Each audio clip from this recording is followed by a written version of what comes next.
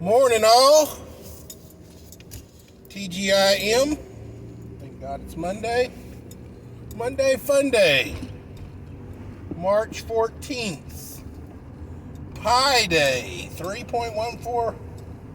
Blink, blink, blink, blink, blink, blink, blink. Oh, ladies and gentlemen, boys and girls, children of all ages. So, I hope everybody within the sound of my voice has their preps in order. Looking like Russia and Ukraine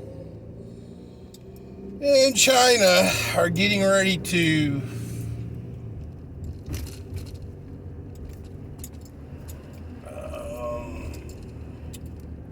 what's the word I'm looking for? They're getting ready to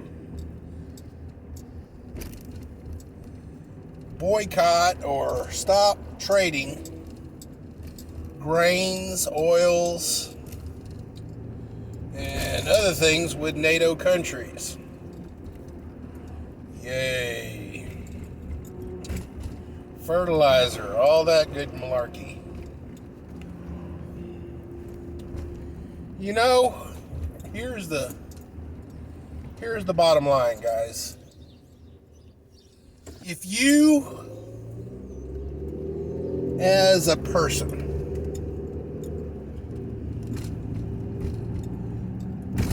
become so reliant on trading with your, say, neighbors. It's called the world a giant neighborhood. You got bullies, you got asshats, you got some people who are a little more mentally unstable. You got everybody in your neighborhood is a different person. And they have a different personality and a different way of doing things. Some of them are your buds. Some are not quite your buds. You got a neighbor downstairs who keeps sending their kids over, stealing stuff out of your fridge. You got people up north. You got people on the floor above you, and they're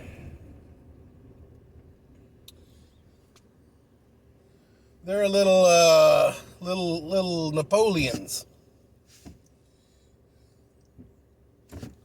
Then you got people across the street on both sides who, one's your bud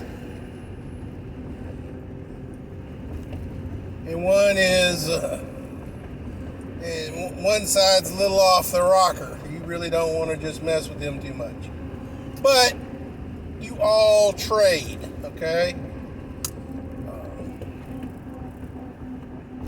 The guy downstairs, provides you with some drugs and some stuff like that. The guys upstairs provide you with maple syrup. The guys across the street on the left side provide you with tea. And the guys on the other side provide you with oil, grain, and everything else like that. Guys, in the time of war, it is very important for the countries to rally and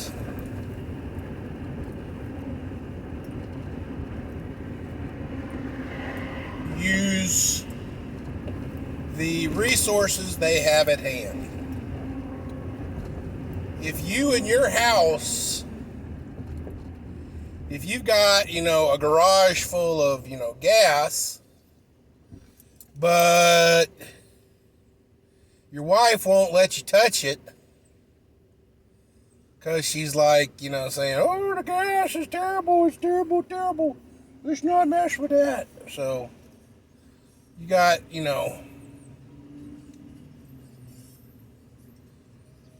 rafters full of, gasoline, 155 gallon drums full of gasoline, but you can't touch it.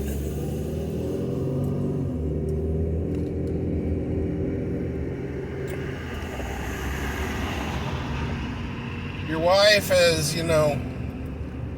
or your husband has, said, oh, we're not going to grow, we're going to grow a little bit of food, but we're going to put in flowers and stuff like that.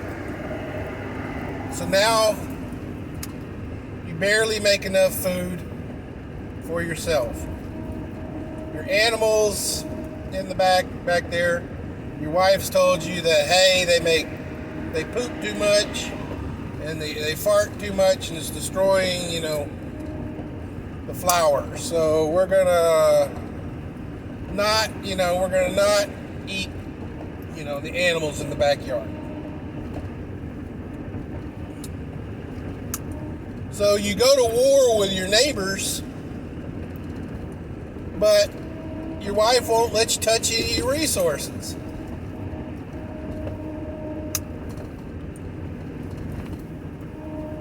Yeah, it's a pretty, crazy analogy, guys, but it's like that. Now, I ain't saying I couldn't use a break from this $4 a gallon gas. Really and truly I could. But at the expense of our military resources on the cusp of a world war, guys. I don't know what's going on as far as I'm hearing, things that you got to crash the economy in order to, to build a new one. Okay, crash the economy. It's a coming. But really and truly, guys, if it comes down to war and everybody takes their toys and gets in their, in their tank and don't let you play with their toys anymore, what are we going to do? We got enough gas in our tanks to, maybe go 6 months, maybe a year. If we keep depleting our strategic oil reserves, guys, we are not going to be able to sustain a war. Putin pumps a lot of oil, but he doesn't refine a lot of oil. So we are the world's largest refiner of petroleum products,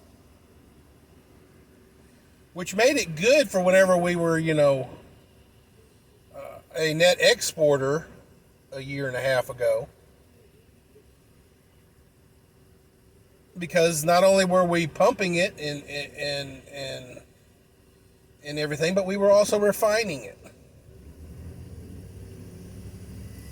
So we kept everything home. Now, I've heard what's happening is the oil tycoons, because they're making a shit ton of money and stuff like that, they're with little to no overhead because they're not drilling. They're not, they have a minimum amount of, employees because they're not drilling as much anymore. So they ain't got to pay for the overhead. They ain't got to pay for the medical insurance. They ain't got to pay for the health care. They ain't got to pay for, workman's comp and shit like that when there's an accident on the pads. So what oil they have is making them crap tons of money. And what they're doing is, I'm hearing they're getting kickbacks. And, guys, I can see that happening. And, these oil tycoons, it's all about the Benjamins. But, there was a quote in the old movie, The Rocketeer, where the gangster who was the hired muscle for the Nazis, said the words, I may never have ever made an honest buck in my life, but I bleed red, white, and blue. I am as true an American as there is. You know, these oil tycoons, at least the domestic ones, guys, they may play on a world stage and stuff like that, and they probably have houses all over the world.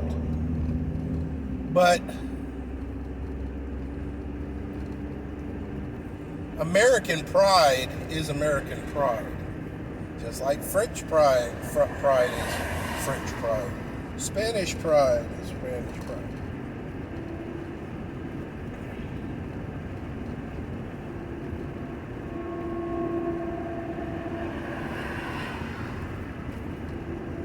But guys,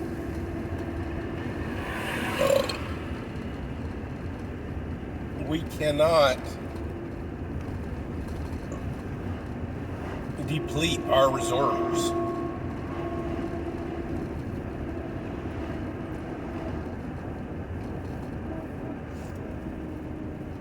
On the cusp of war. Unless there is no war going to come. It's all a matter, it's all staged for the Great Reset. Basically, the last nail in the coffin for our economy to implement, you know, maybe Trudeau revealed, you know, the hand with his stupid Emergency Powers Act that he invoked. But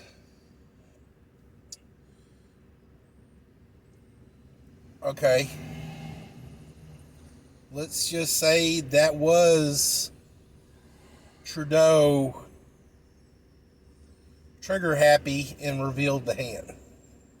We got, you know, this war thing happening. You want to see this stuff go into warp speed? You want to see America crash, burn, and then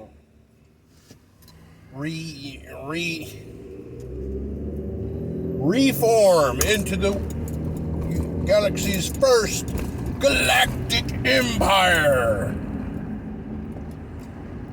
Just let old Sleepy Creepy Joe get war powers, because it may be his pen signing them, but somebody else is, you know, pulling the strings.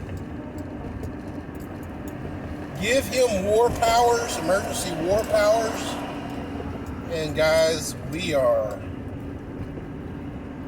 done. Done. So, ladies and gentlemen, boys and girls, children of all ages,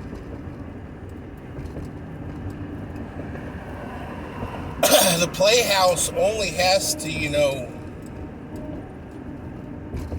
rattle the saber the right way,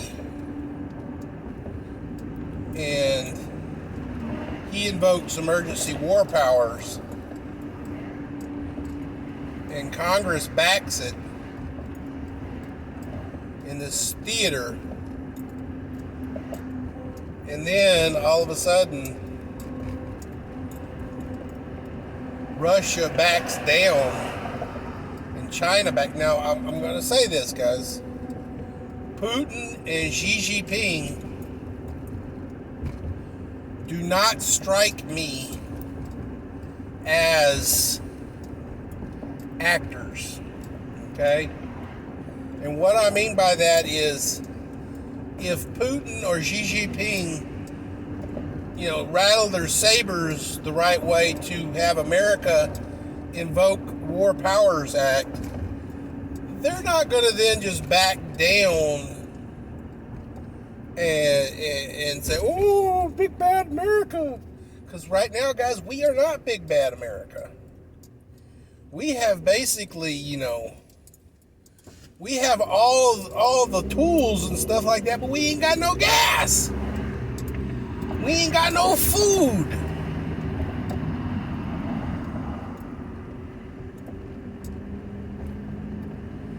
Y'all need to watch some old movies and from the, basing their movies in World War II era where, you didn't have anything. You had the leftovers that did not go into the military, into the war pile, guys. Basically, War Powers Act. The president is going to allocate food rationing to the American populace and prioritize the military. He is going to allocate rationing of all of our resources, technology, satellites, fuel, food, water, all of that, everything. Just a little snippet, guys. During the Emergency Powers Act that President Trump evoked, car manufacturers, pillow manufacturers shut down regular production and went into making respirators, masks.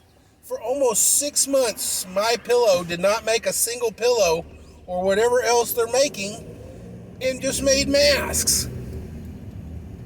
For almost 6 to 8 months, car manufacturers did not make any cars.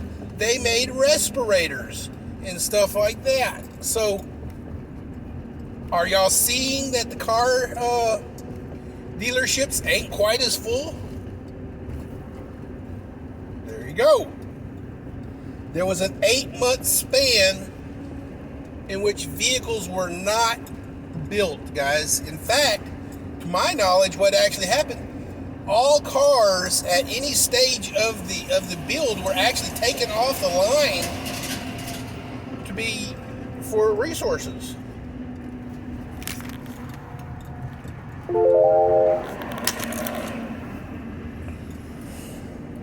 So, guys, that was just for a fancy flu.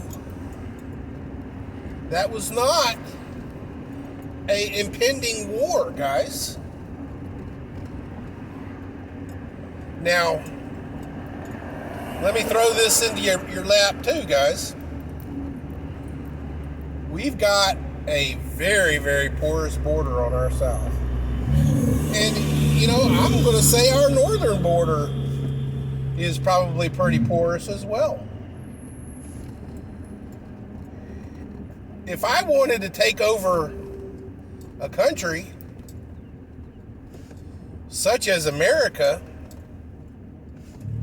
number one, you got water in between the two.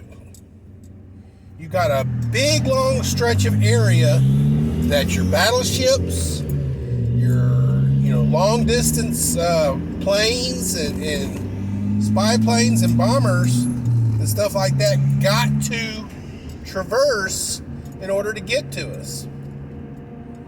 So how do I take over that country?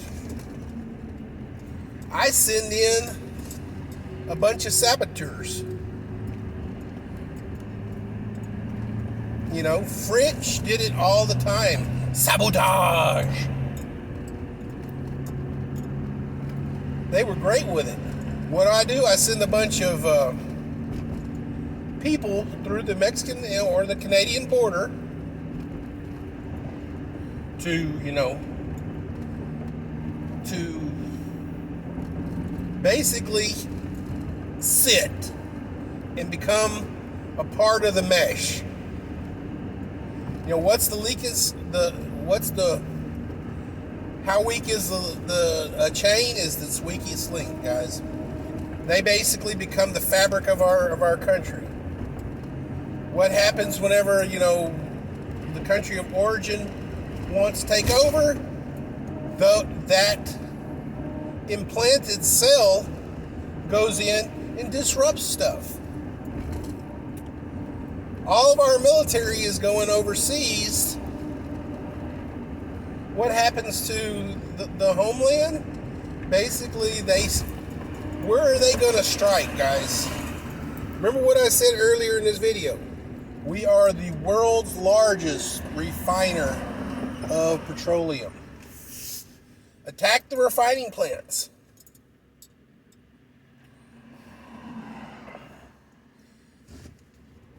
Firebomb, major cities. Stuff like that. Get my enemies to not be looking at me anymore. They're looking at what's happening in their homeland.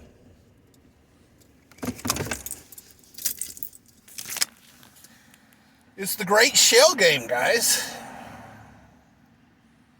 And our current administration is letting it happen, but I want to tell you guys, more than likely, and I'm going to go with a 99.9% chance, the implanted cells have been here for a while.